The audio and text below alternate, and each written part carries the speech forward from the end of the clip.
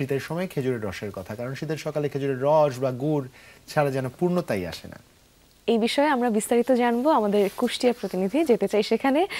খেজুরের বাগানে তিনি অপেক্ষা করছেন আমাদের জন্য। সহকর্মী রুহুল আমিন বাবু আছেন। বাবু, শুভ সকাল। শুভ সকাল বাবু, একটু মিষ্টি মিষ্টি সকালের খোঁজ দিয়ে দিন।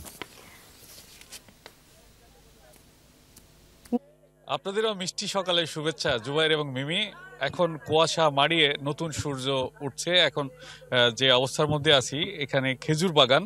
সেই খেজুর বাগানের যে সকালের চিত্র, সেটি আসলেই মনোমুগ্ধকর, যেটা আসলে বাস্তবে এখানে উপস্থিত না থাকলে সেই অনুভূতিটা পাওয়া যায় না। কারণ গাছ থেকে গাছিরা খেজুরের রস সংগ্রহ করে নিয়ে এসে তারপরে যে প্রক্রিয়া রয়েছে, এবং পাশাপাশি এখন যে আধুনিক সময়, সেই সময় যে শহরের মানুষগুলো যে এই খুব সকাল করেই দেখেন খেজুরের রস খেতে অনেকেই কিন্তু এখানে ভিড় জমিয়েছে।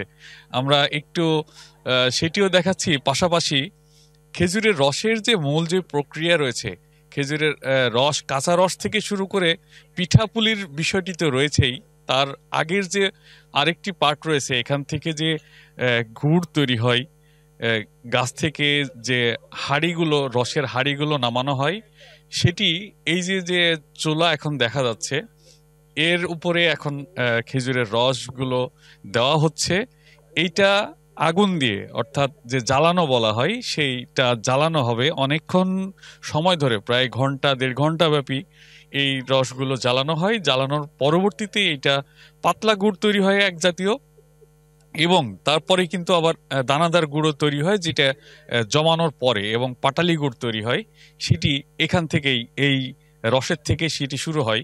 এবং পিঠাপুলির তো ব্যাপার রয়েছে, কয়েক পদের পিঠাপুলি এখানে হয়। সব থেকে মজার বিষয়, এই শীতের মধ্যে, এই ঠান্ডার মধ্যে যারা খুব সকাল করে খেতে আসেন, তাদের তো একটা ব্যাপার রয়েছে। আমি এখন রয়েছি কুষ্টিয়ার ফুলবাড়িয়াতে। এখানে বাইপাস সড়কের পাশেই, একেবারে মাঠের মধ্যে এই এলাকাটি অবস্থিত। এখানে 300 খেজুরের গাছ রয়েছে এবং বেশ কিছু গাছিও রয়েছে। আমরা একটু কথাও বলতে চাই যারা এই পুরো বিষয়টিকে দেখাশোনা করছেন, এই রস সংগ্রহ করছেন।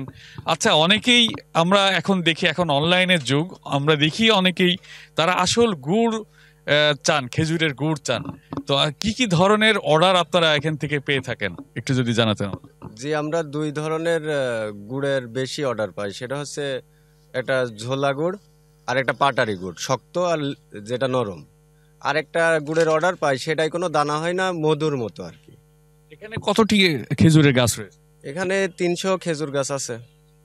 জি, এখানে যারা এই সব সময় কখন কখন মানুষ মানে রস সংগ্রহের জন্য বা গুড় সংগ্রহের জন্য তারা কখন কখন আসে? জি, রস খেতে সন্ধ্যার পরে, সন্ধ্যাকালীন যে রসটা, এটা সবাই খুব পছন্দ করে। পাশাপাশি সকালেও আসে। এবং গুড় যারা নেয় তারা হচ্ছে গুড় শেষ হয় 10টা-11টার সময় গুড় তৈরি হয়ে যায়। এবার তৈরি গুড়টা সবাই নিতে পছন্দ করে, যে তার সামনে বানিয়ে দেওয়া হচ্ছে, সে নিচ্ছে, ব্যাপক উৎসাহের সাথে নেয় আর কি। অনেক ধন্যবাদ আপনাকে। আসলে এখানে এই যে যারা গুড় সংগ্রহ করতে চান, আসলে যারা তারা যখন সরাসরি এখানে আসেন, তারা কিন্তু এই এখানে দাঁড়িয়ে থেকেই রস তাদের সামনে জ্বালানো হয়, জ্বালানোর পরে সেই গুড়টি তারা নিয়ে যান। আমরা এখানে আরো কয়েকজনকে দেখছি যারা শহর থেকেই এসেছে এই সকালের রস খেতে। আপনারা দেখতে পাচ্ছেন হয়তো যে এটি একটি আলাদা একটা অনুভূতি। আপনারা তো শহরে বড় হয়েছেন, তো ছোটবেলার যে অনুভূতি সেটা তো আর আপনারা পান নাই, যে গাছ থেকে সরাসরি রস পেড়ে খাওয়ার। এইটা কেন আসা এত সকাল করে? এত সকাল করে আসা মেন কারণ, আমাদের কুষ্টিয়া শহরের ভিতরে সেরকম কোনো রসের গাছ নাই। প্লাস এদিকে সব রসের মানে একটু শহরের আউটসাইডে সব রসের গাছ। এখান থেকে রসগুলো খুব ভালো, এখান থেকে খেয়েও তৃপ্তি। আর ছোটবেলার যে বিষয়টা বললেন, সেগুলো দেখতাম আগে নানি বাড়ি, দাদি বাড়িতে, যে বাপ চাচারা রস পাড়তো, আমরা খাতাম ছোটবেলায়। নানি বাড়ি ডিসেম্বর মাস পরীক্ষা শেষ যেতাম, তারপরে রস টস খায়, তারপরে দাদি নানির হাতে পিঠাপুলি খাতাম, খায় আরো সবাই একসাথে হতো পরিবারের সবাই। তো সেখান থেকে সবার সাথে আড্ডা আড্ডা দিয়ে তারপরে অনেকদিন থাকার পরে আমরা কুষ্টিয়ায় ব্যাক করতাম। তো এই এই যে বিষয়টা, এই বিষয়টা এখন আস্তে আস্তে দিন যত বড় হচ্ছে তত এখন আমরা পাই না। বয়সের সাথে, সময়ের সাথে সব আস্তে আস্তে চলে যায়। তো এই বিষয়টা থেকে ছোট মানে এই বড় বয়সে এসেও নিজেকে সেই মানে ছোটবেলায় হারিয়ে যাওয়ার এই বিষয়টাকে ফিল করার অনেক জন্য। ধন্যবাদ, অনেক ধন্যবাদ।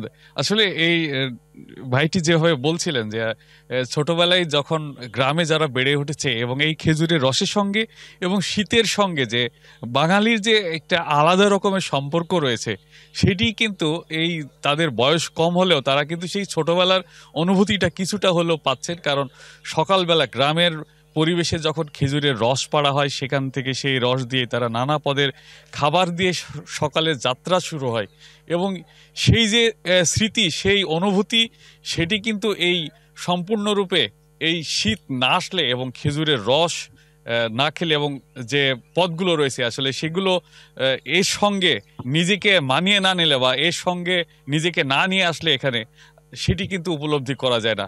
যারা খুব বয়োবৃদ্ধ যারা রয়েছেন, আমাদের সিনিয়র সিটিজেন যারা রয়েছেন, তারাও কিন্তু স্মৃতিকাতর হয়ে পড়েন এই খেজুরের রস এবং খেজুর বাগান দেখলে। বাবু, অসংখ্য জুবাইর, ধন্যবাদ। মিমি, চমৎকার ফিরে কিছু যাচ্ছি তথ্য আপনি আপনাদের আমাদের জানাচ্ছিলেন এবং কিছুটা তো আমাদের নস্টালজিয়ায় ভুগিয়েছেনই। শৈশবের কথা, নানার বাড়ি, দাদার বাড়ির কথা মনে করিয়ে দেওয়া হয়েছে।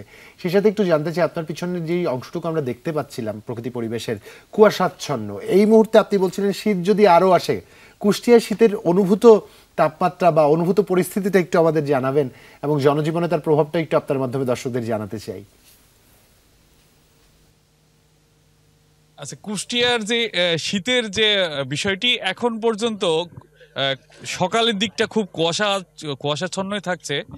আর দিন বেলা বাড়ার সঙ্গে সঙ্গে সূর্যের দেখা মিলছে। এখনো ওই পরিমাণে যে শীত অনুভূত হয় কুষ্টিয়াতে, কিন্তু খুব বেশি শীত সেরকম অনুভূত হয় না। পাশের পার্শ্ববর্তী জেলার কারণে কিছুটা কিন্তু আমাদের কুষ্টিয়াতে আসে। তবে এখন যে শীতের যে এখন যে শুরু হচ্ছে ডিসেম্বরের শেষের দিক থেকে এই শীতের মাত্রাটা আরো একটু বাড়বে কুষ্টিয়া সহ হয়তো আশপাশ অঞ্চল থেকে। তবে এর মধ্যে দিয়েই সাধারণ মানুষের যে জীবনযাপন তারা সেটা কিন্তু ঠিকঠাক ভাবেই করছেন। বাবু, অসংখ্য ধন্যবাদ। চমৎকার কিছু তথ্য পেলাম আপনার মাধ্যমে।